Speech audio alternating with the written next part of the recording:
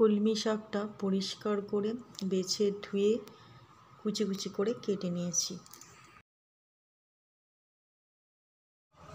পরিমাণ মতো লবণ, হলুদ, লঙ্কা গুঁড়ো দিয়ে দিলাম।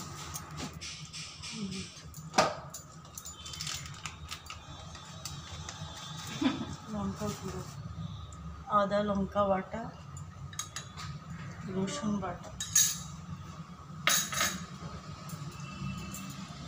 পেঁয়াজ কুচি,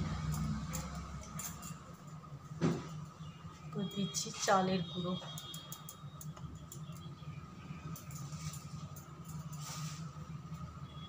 এবার মেখে নেব। এটা চালের গুঁড়োটা ছোট বোলের 1 বোল নিয়েছি, এখন হাফ দিলাম। কিছুটা মাখা হবার পর বাকি অর্ধেক চালের গুঁড়োটা দিয়ে দেব।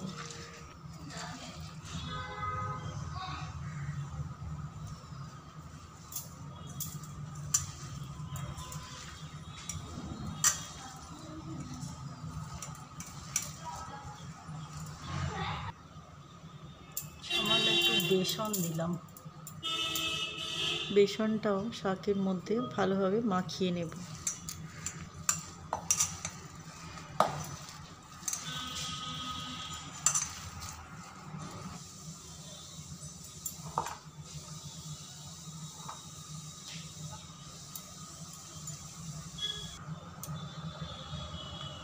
এরপর আমি কয়েকটা বড়া তৈরি করে রাখছি।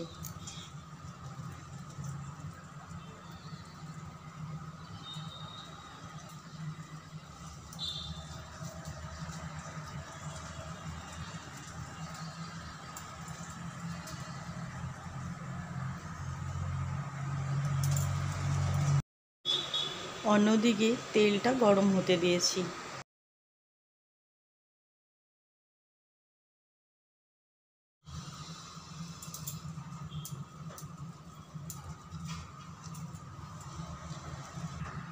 যে কয়েকটা বানিয়ে রেখেছি আমি, এগুলো ফ্রাই করব।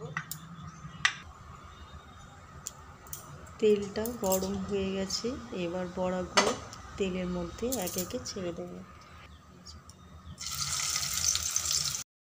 বড়াগুলো ভাজবার সময় গ্যাসের ফ্লেমটা কম করে দিতে হবে, তাহলে 2 পিঠ সমানভাবে ভাজা হয়ে যাবে, ভেতরে কাঁচা থাকবে না।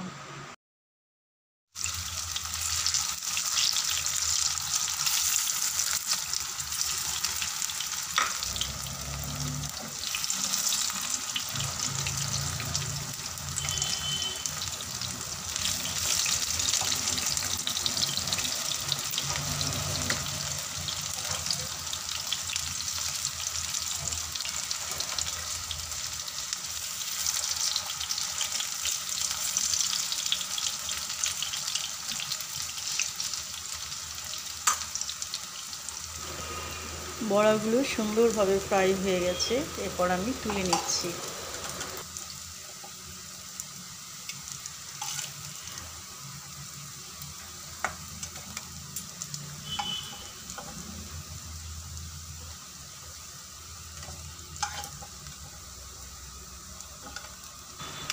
আমার এই কলমি শাকের বড়া রেসিপিটি আপনাদের সকলের পছন্দ হয়েছে কিনা কমেন্টের মাধ্যমে জানাবেন।